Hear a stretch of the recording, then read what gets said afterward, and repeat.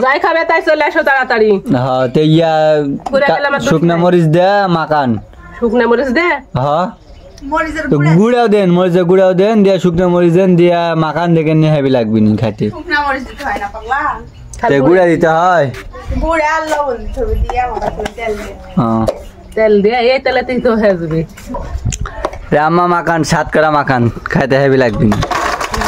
স্বাদ হবে কিনা? হ্যাঁ স্বাদ হয়, ওই মিতালি হয়ে মাখায়, মিতালি খালু বলে হয়ে মাখা দেয় বলে খাইতে বলে খুবই ভালো লাগে। দেখো মা তোমার লাগে মাখাছে, চাইকে দেখো কেমন খাইতে টেস্ট। সেই স্বাদ হচ্ছে। কে আম্মা টিফিন বাটিতে কি করবেন? আর এতগুলা পাপড় কার লাগে ভাজিছেন আপনি? তোমার জন্য ভাজছি, তোমরা খাও। ও আমার লাগে ভাজিছেন। আপনার বেটির খুব পছন্দ মিতালি, খালি এলা পাপড় দিলেন যা খুশি হবে নি। ওর জন্য ভাজছি। পাপড় খাবে মিতালি? তাহলে খাওয়া যায়। ও তে মাখান মা। যাই খাবে তাই চলে আসো তাড়াতাড়ি। হ্যাঁ তো ইয়া শুকনা মরিচ দে মাখান। শুকনা মরিচ দে? হ্যাঁ মরিচের তো গুড়াও দেন, মরিচের গুড়াও দেন, দিয়া শুকনা মরিচ দেন, দিয়া মাখান দেখে নিয়ে হেভি লাগবে নি খাইতে। শুকনা মরিচ দিতে হয় না পাগলা, তে গুড়া দিতে হয়। গুড়া আর লবণ দিতে হবে, দিয়া মতো তেল দে। হ্যাঁ তেল দিয়ে এই তেলেতেই তো হয়ে যাবে। আম্মা মাখান, স্বাদ করা মাখান, খাইতে হেভি লাগবে নি।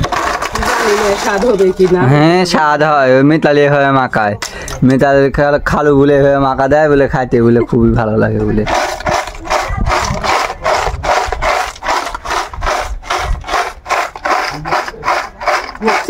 হ্যাঁ হচ্ছে, এভাবে তো মাখাতে হবে। অন্য কেউ তো আর খাবে না, নি আমরাই খাবো। হ্যাঁ দাওয়াত দেন না হলে সবার, যাই যাই খাবেন চলে আসেন। যাই যাই খাবেন তাই তাই চলে আসেন। এরকম মেলা তেল, হ্যাঁ অত তেল নাই, এগুলা তেল নিংড়ে থোয়া লাগবে তরকারি রান্নার জন্য। হয় এই তেল দিয়ে তরকারি রান্না হয়ে যাবে। ওই পাপড়ের যে তেল লেগে থাকবে ওই তেল নিংড়ে লিয়ে আলি বলি তরকারি রানবো। হ্যাঁ